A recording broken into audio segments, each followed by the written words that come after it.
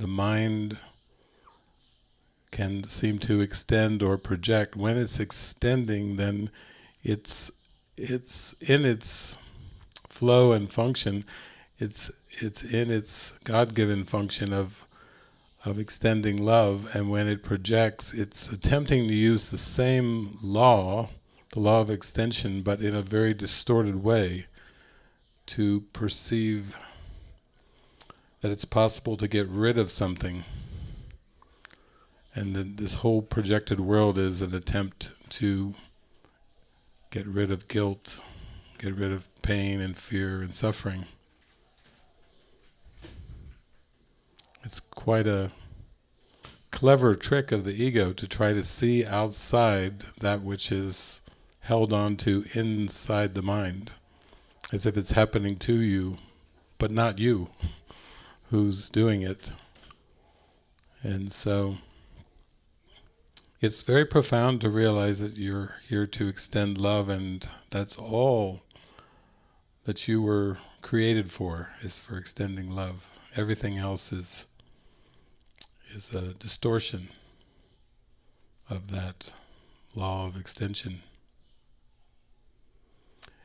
I feel a gratitude too. I remember when I was reading Absence from Felicity and learning more about the scribe of A Course in Miracles, Helen Schuckman, and her boss, who was also her collaborator with the Course, Bill Thetford.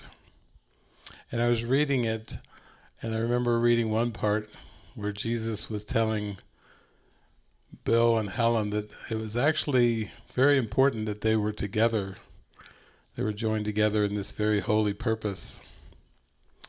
And he said another thing that was helpful about them being together is that they had complementary ego dynamics.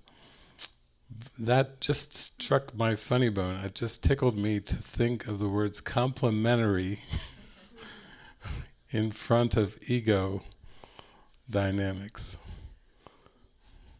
Only Jesus could call ego dynamics complementary and keep you reading on to the next sentence. Anybody else would tell you that, you'd go, yeah, get out of here. But he was saying that the presence of love and spirit is so wonderful and gracious that it actually has a plan for escape from the ego, so there's no accidents. The people you meet, the people you encounter in your life, the relationships you have are all part of a grand design that was actually accomplished in one instant, but in terms of form and time and space, it seems to take millions of years to play out. But it's already completed. The solution has been accepted. And then now it's the watching. You have to accept it for yourself. It's pretty much what it is now. And not to get too distracted by the millions of years part, because it can be depressing if you start to think of awakening as a journey that will take millions or even hundreds of thousands. Sounds depressing, no matter what number you put in there. But to realize that there are no accidents in the plan and that everything that's occurring is occurring for your own good.